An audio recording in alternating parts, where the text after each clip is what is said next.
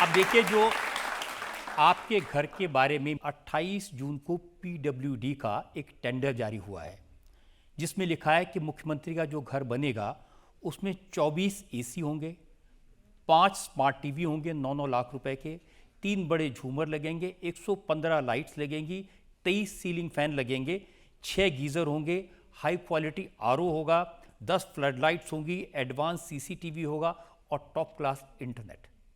Sir, मैं कल ही अपने ऑफिस को शुरू कर रही हूँ, मैं आपको निमंत्रण देती हूँ, आप जरूर आइएगा। और ये सारी चीज़ें जो माननीय आम आदमी पार्टी के नेतागण कहते हैं उनको जरूर चेक कीजिएगा।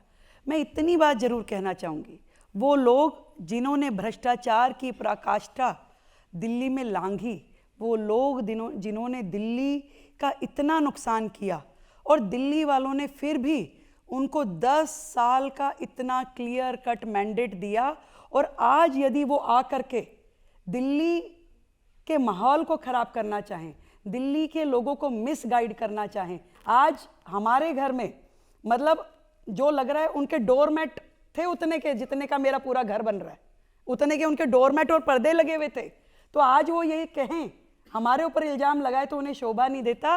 तो इतना कहना चाहूंगी कि बागवान ने भी न जाने कैसे कैसे शौक पाल रखे हैं, फूलों के गमलों में कांटे संभाल रखे थे। इस सियासत में तो चित भी उनकी, पट भी उनकी, हमने क्या बेवजह सिक्के उछाल रखे हैं? तो बात नहीं करेंगे।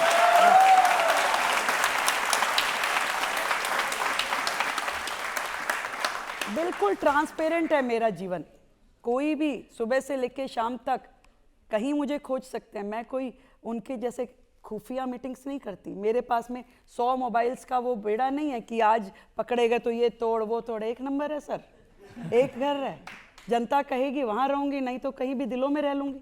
आज भी सड़कों पे रहती हूँ। ये जो केजरीवाल जी ने अपने टाइम पर जो एक शीश महल तैयार किया था और उसमें अच्छा खासा पैसा भी लगा है, अब आप उसका क्या करेंगे? सही है, ये करिए आपने महिलाओं वाली बात। बिल्कुल हमारी यही योजना है कि वो जनता का पैसा था जो वहाँ पे बर्बाद किया गया, कोशिश हमारी ये रहेगी कि उसके लिए हम ऐसा निर्णय लें कि वो जो पैसा है वो फिर से खजाने में आए और उससे जनता के लाभ हो, काम हो। आप वहाँ अगर रह लेती तो कुछ नुकसान नहीं हो जाता?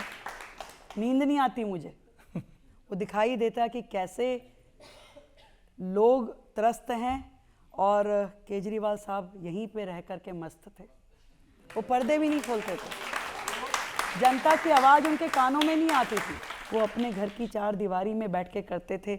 मुझे तो आज भी उनकी पार्टी के भी एमएलए आके कहते हैं कि हमने ये सचिवालय कभी देखा ही नहीं कि यहाँ पे सीएम का ऑफिस भी है। तो आज वो सचिवालय, आज वो पूरे ऑफिसेस हजारों लोगों के आने जाने का रास्ता बन गए, जो ऐसे गलियारे थे जहां लोगों का आना जाना निषेध था। एक और प्रॉब्लम है जिसमें लोगों को आने जाने में प्रॉब्लम हो रही है, वो है आपने जो पाबंदी लगाई है पुरानी गाड़ियों पर। बहुत सारे ऐसे लोग हैं जो रिटायर्ड हैं, उनके पास उनकी ज़िंदगी की संपत्ति वो एक गाड़ी है। बूढ़े लोग हैं, कभी बैंक जाते हैं या पोस्ट ऑफिस जाते हैं, कभी हुआ तो डॉक्टर के पास जाते हैं। अब इस उम्र में वो कहाँ से नई गाड़ी खरीदेंगे और पुरानी गाड़ी को कहाँ स्क्रैप में बेचेंगे? रजत जी, दिल्ली का दुर्भाग्य यही है कि आज देश की राजधानी होने के बावजूद भी विश्व के मानचित्र में दिल्ली को सबसे पॉल्यूटेड सिटी घोषित कर दिया गया है। और यहाँ की पिछली सरकारों ने इस जिम्मेवारी को कभी नहीं निभाया कि दिल्ली में रहने वालों के लिए स्वच्छ हवा का प्रबंध करें, ऐसा कुछ काम करें कि जिससे पॉल्यूशन ख़त्म हो, कम हो। और सालों साल जब ये चीज़ें चलती रही, दिल्ली गैस चैम्बर बन गई, बजाय उसको ग्रीन कैपिटल बनना चाहिए था। तो उसके बाद क्या हुआ? उसके बाद में कोर्ट ने संज्ञान लेना शुरू कर दिया, उसके बाद एनजीटी ने ऑर्डर करने शुरू कर दिए, उसके बाद CAQM ने अपनी किताबें खोल ली कि जी हम दिल्ली को ठीक करेंगे।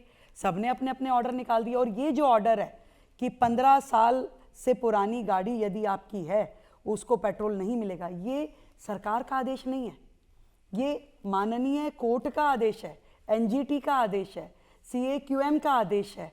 और मैं खुद इस चीज़ से वाकिफ़ हूँ, मैं खुद ये सोचती हूँ कि ये ठीक नहीं है।